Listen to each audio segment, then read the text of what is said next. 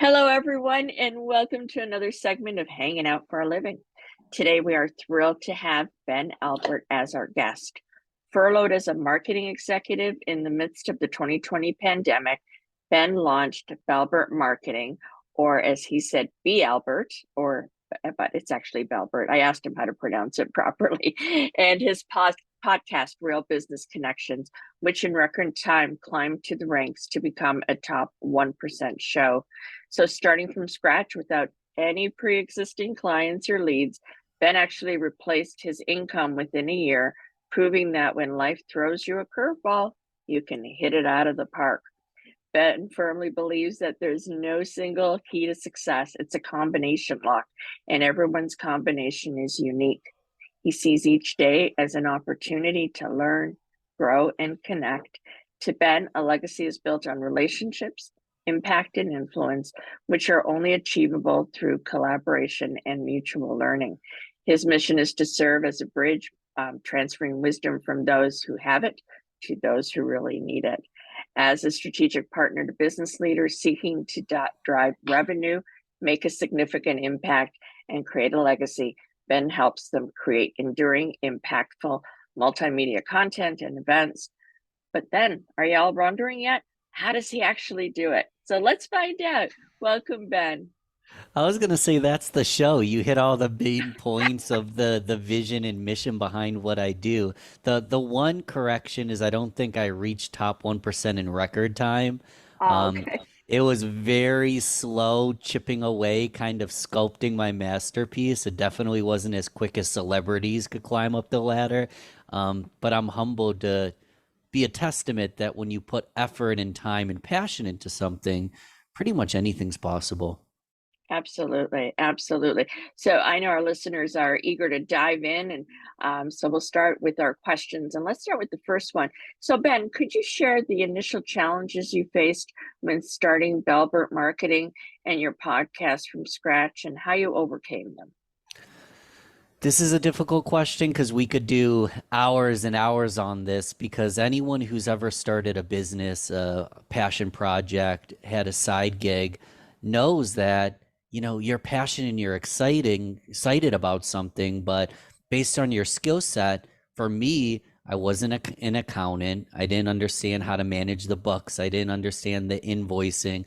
I was a sales and marketing guy. So I was very much forward facing consulting and strategy, but I had to learn all the meticulous steps that I had never known before. But really, like, how I did it was by just doing it, like by just trying something new every single day. By starting the podcast, I had access to a web of knowledge of everyone I spoke to every single day, not even just podcast guests, but just in networking. Everyone knew something that I didn't. So if someone had an IT background, I'd ask them about tech. If someone understood CRMs, I'd ask them what CRM they're using. And just by extracting wisdom from one person each day, you said it in the intro, like my mission is to take wisdom and be a bridge to get it from the people who have it to the people who need it. And a lot of the time, I am in the need it category. And when I started, that's what it was. It was not knowing that I didn't know everything, having the humility of just learning something new every single day and slowly building a foundation that the business could actually stand on. Oh, that's excellent. It's amazing. Ask people. People will share. People will act. They will share. They're willing to help. And if they're not, you move on to the next one, right? So everywhere there's a lesson. A tiny little tip is I just ask people for advice. Like, I love what you're doing. I'm really impressed. Can I have your advice?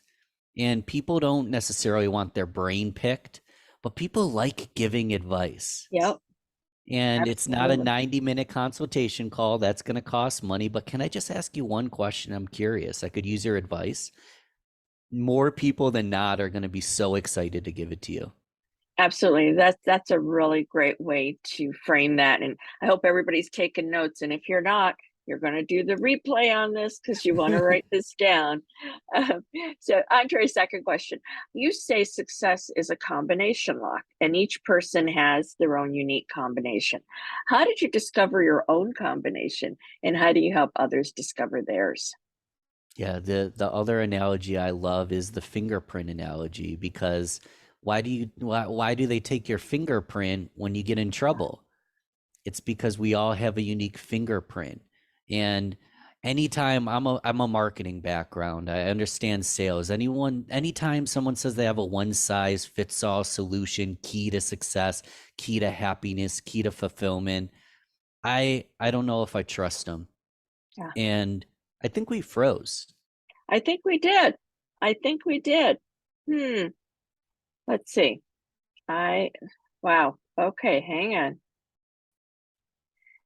Here we go. Ben, go ahead. I know, guys, we froze. Welcome to technology. As I told Ben earlier, um, gotta love it when it works. So here we go. So Yeah. carry on. And I could be repeating myself, but we all have a unique fingerprint. That's exactly why they take our fingerprint when we get in trouble. We all have a unique key to success, happiness, fulfillment. I just said we all have a unique key. There is no specific key. That's why it's a combination lock. And anytime someone says they have a one size fits all solution, it might have fit for them, but we're all different. We all have a unique fingerprint. And the goal in any category, what do you want? Do you want success? Do you want fulfillment? Do you want a nice family? Do you want to live in a certain area? It's going to be unique to you. So the way we find our combination is kind of what I said in the first question. It's extracting and learning wisdom from other people. It's finding both mentors, peers, possibly hiring a coach. It's learning something online and trying it, because I'll use myself as an example. I was in a high octane sales role. We were doing a lot of cold calling. It was slightly aggressive in its approach. If we don't get a sale on the first call, they're never going to buy. And I did okay, but I was doing it my own way. I slowed down. My calls were longer. I asked more questions, and I got a lot of slack by the sales manager that I was spending too much time, but I just had a different feel. And now that I'm a business owner and working for myself, I don't have to have these high octane cold calls. I Sure. can do things differently. I can do things more slow, holistically, even charge more of a premium for my product and have a longer sales structure, because that works better for me, what I do, what I'm good at, and what I'm looking to accomplish. I think that way's better, but that's just my opinion. Right. So you take knowledge from different people and you find your perfect way. Absolutely. Absolutely. It's not cookie cutter, one size fits all. Totally. Not at all. No. So, you've described your mission as being a bridge to transfer wisdom. Can you tell us about an instance where this transfer profoundly affected both parties involved? My favorite as of recently is the Grow Getters Only monthly mastermind networking events. I organize and co-host with Andrew Biernat, a good friend of mine. He's also here from the Rochester area. Okay. And really, it's a free event. It's once a month, and it's legitimately for growth oriented business people, grow getters only, where I take my big network of all these people I've met, my podcast, the people I'm learning from, the podcasts I listen to, and I make invitations for speakers to come to the group. And the way we do it is we have two speakers and then a breakout session after Okay. every speaker. I'm a firm believer that integration is the key to, I just said the key to success. Integration, there is no key, but integration is huge, because when you're learning something, you want to be able to actually apply it and speak to peers about it. Sure. So we have a speaker and then a breakout room, a speaker and a breakout room. And not a month goes by that I don't get a thank you from a guest. The speaker over delivered. I'm going to buy their program. Oh my God, in the breakout room, I met someone that I'm going to create a creative partnership with. Or even just like I learned something I never expected. There's speakers coming in saying, wow, you had a great audience there. Thank you for having me. So it's a way for me to offer a free way. People ask me all the time, how do I make money doing it? I don't make money doing it. I don't even try.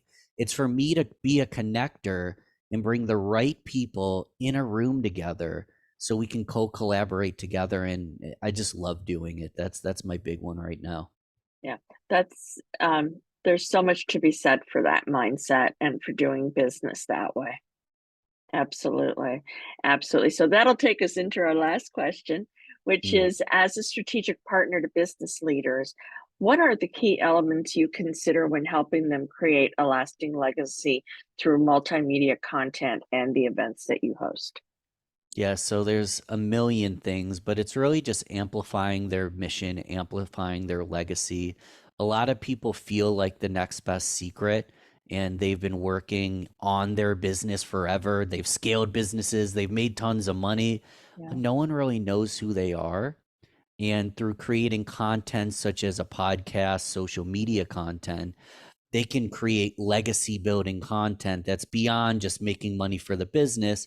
It builds a personal brand, it amplifies their message, it creates ripples to help more people. So through podcasting and videos and social media and the events themselves, where I can bring someone who's kick butt, but yeah, maybe not the most famous person on earth, and bring their message to a group of like-minded people. It's it's not even it's if you feel like the best kept secret and I recognize you, like I recognize, oh, this person really is legit. I yeah. want to work with them and find a way that I can take that message and get it to more people. Absolutely, absolutely. I love there's just so many golden nuggets here, folks. I hope you've been writing them down. As I said, you probably want to go back and re-listen or rewatch. So anyway, Ben, to honor and respect your time, I want to say thank you so much for joining us today. Your story is a testament to resilience, ingenuity, and the power of connections. It's an inspiration for anyone facing adversity and a roadmap, actually, for those seeking to build a meaningful legacy. Remember, listeners, every day is a chance to learn, grow, and connect. And what's your unique, it's like, what is your unique combination? And to find out, continue the conversation with Ben. His contact information will be in the interview, the description, and really just reach out to him. Be sure to check out his podcast, Real Business Connections, and as I like to say, make it a great rest of the day or wherever you are in your business journey. And thanks for hanging out with us and look forward to seeing you the next time. Take care, everybody. Bye bye. Bye.